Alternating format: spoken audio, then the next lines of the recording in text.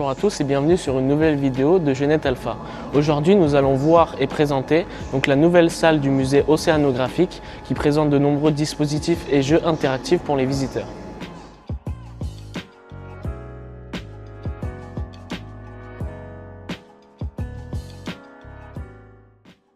La visite que nous allons vous présenter s'articule autour d'un bateau de 27 mètres de long, 3,30 mètres de hauteur. C'est une pièce maîtresse et symbolique d'une tradition maritime centenaire. Un outil indispensable aux grandes explorations et aux grandes découvertes scientifiques. Les différents modules interactifs proposés aux visiteurs nous montrent aussi un aperçu de la vie à bord des navires présentés. Tout d'abord, voici un monoculaire qui ressemble à un microscope optique et qui présente une série de diapositives avec un fort grossissement sur le plancton. On peut aussi voir de grandes tablettes dotées d'un écran tactile qui visent à mettre le visiteur dans la peau de l'artiste. Un artiste qui réalisait des croquis des animaux récoltés et notait les couleurs véritables avant qu'elles ne disparaissent. Ainsi, le temps est limité pour colorier l'animal. Ces mêmes tablettes sont utilisées pour un jeu concernant les flotteurs, dont le trajet a permis au prince Albert Ier de mettre en place la carte des courants marins de l'Atlantique Nord, ainsi que celle du Gulf Stream, qui est un courant océanique transportant de l'eau chaude depuis une zone comprise entre la Floride et les Bahamas, et en direction des plus hautes latitudes, en remontant le long du littoral européen pour enfin se diluer au large des côtes groenlandaises. Par la suite, on traverse le grand laboratoire de la Seconde Hirondelle, qui fut le dernier navire du prince Albert Ier. Le mobilier, les tables, les portes, les fenêtres et tous les autres objets sont tous d'origine. De nombreuses expériences scientifiques y furent menées qui ont permis de faire avancer les recherches du prince et de son équipe.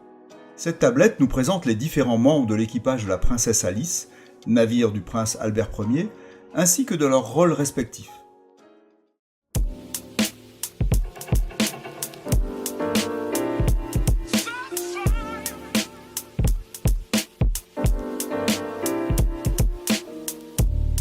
À travers des théâtres optiques qui sont présents à plusieurs reprises dans cette nouvelle salle, un comédien se glisse dans la peau du prince Albert Ier et nous livre le récit de ses expéditions les plus marquantes, créant ainsi une immersion par la narration. De plus, on a une maquette très détaillée de la princesse Alice.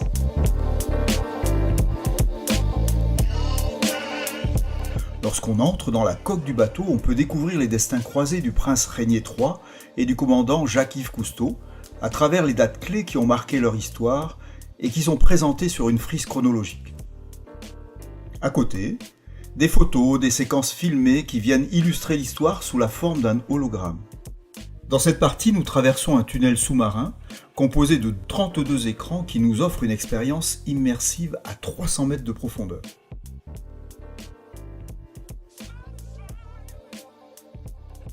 Sur le pont, un jeu permet de mesurer notre niveau d'éco-citoyenneté au quotidien ou en tant que décideur.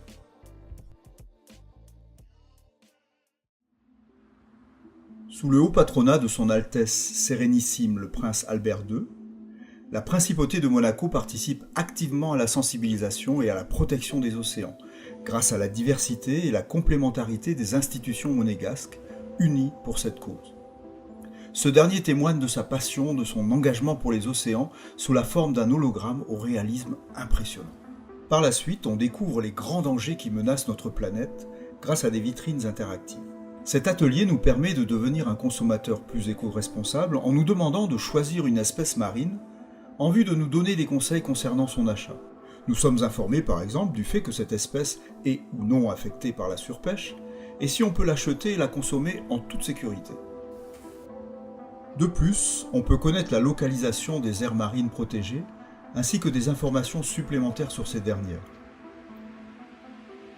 Cet atelier permet de visualiser la hausse de concentration en CO2 dans notre atmosphère, provoquée par les activités humaines depuis les 150 dernières années, causant l'effet de serre.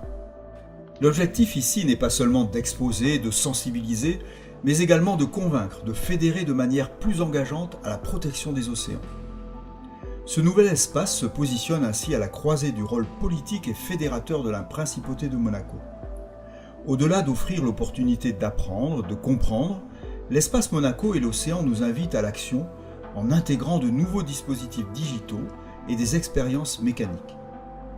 Cet espace favorise la transmission d'un message et il facilite une véritable prise de conscience.